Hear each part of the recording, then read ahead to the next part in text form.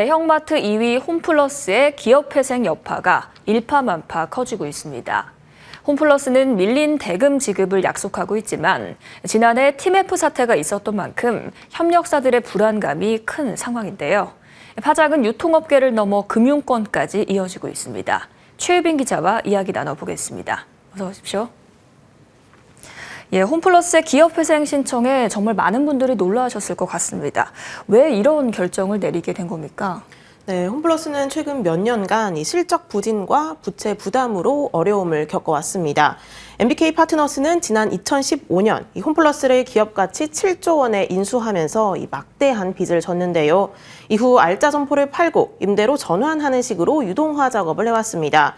이 과정에서 임차료 등 고정비 부담이 늘고 실적은 악화 일로를 걸었습니다. 특히 소비 패턴이 오프라인에서 쿠팡 등 온라인으로 전환되며 타격을 받았는데요. 지난 2021년부터는 3년 연속 적자를 기록했고요. 신용등급이 하락하면서 자금 우려가 예상되자 결국 기업 회생 절차를 신청했습니다.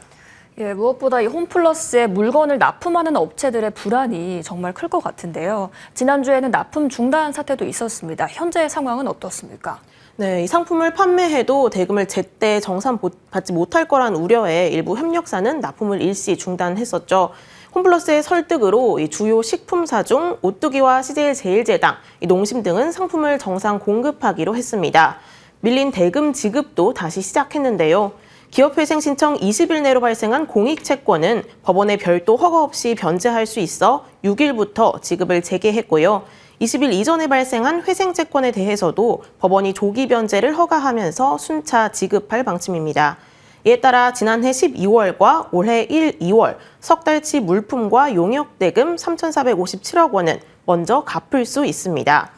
홈플러스는 현재 가용 현금 잔고가 3,090억 원이고 이번 달 영업을 통해 3천억 원이 추가 유입될 것이라며 안심시키기에 나섰습니다.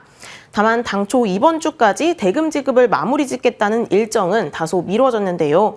금요일인 오는 14일까지 상세 대금 지급 계획을 수립해 각 협력사에 전달한다는 계획으로 이번 주 위기를 넘길 수 있을지가 향후 운명을 가를 것으로 보입니다. 직접 들어보시죠.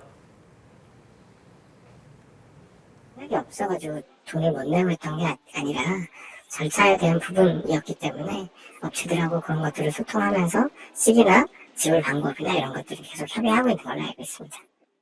네, 하지만 유통업계는 지난해 TMF 사태를 겪은 만큼 이 불안감을 지우지 못하고 있습니다.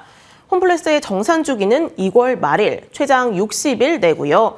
납품업체는 1,800여 곳, 임차인은 7,000여 곳에 이릅니다. 이 중소협력사의 경우 홈플러스 의존도가 높은 만큼 타격은 더 클 수밖에 없습니다. 홈플러스 입점업체의 말 직접 들어보시죠. 오시는 분들마다 다 어떤 일인지 물어봐요. 죽겠어요 지금. 저희도 지금 공지 뭐 받은 게 하나도 없어요. 제가 궁금해요 지금 어떻게 돌아가는지. 그런데 이 파장이 금융권에도 미치고 있다고요? 네, 홈플러스의 금융부채는 2조 원 규모입니다. 이 가운데 메리츠 금융그룹이 담보채권 약 1조 2천억 원을 보유하고 있습니다. 이 밖에도 약 6천억 원 규모의 기업 어음과 전단체는 대부분 일반 개인과 법인에게 소매 판매된 것으로 추정됩니다. 특히 홈플러스는 회생 신청 직전까지 CP와 전단체를 발행해 논란이 일었는데 개인 투자자들은 사실상 큰 손실을 볼 것으로 예상됩니다. 다만 홈플러스 측은 CP는 정기적으로 발행해왔으며 회생 절차는 사전에 예상됐던 상황이 아니라고 해명했습니다. 결국 이 MBK도 책임론을 피하기 어려워 보입니다. 네, 사모펀드는 본질적으로 이 단기 수익을 내고 기업 가치를 올려서 엑시트하는 전략을 취하는데요. 아무리 이 점을 고려하더라도 이 워크아웃을 건너뛰고 기업 회생을 선택한 것은 시장은 탐탁지 않게 보고 있습니다. 경영 정상화를 위한 자구 노력 없이 이 손실 회피를 위해 곧장 법원으로 간 건 도덕적 해이라는 지적입니다.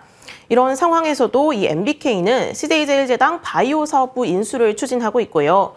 고려아연과의 이 경영권 분쟁도 6개월 가까이 지속하고 있어서 곱지 않은 시선이 따라붙고 있습니다.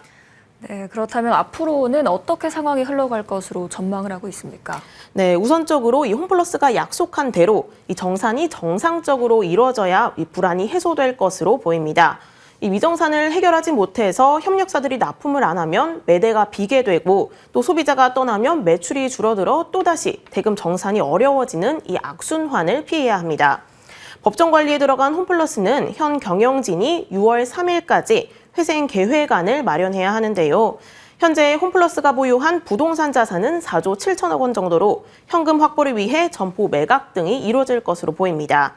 또 인력 구조 조정이 뒤따를 가능성도 제기되는데 이 경우 노조와의 갈등이 거셀 것으로 보입니다.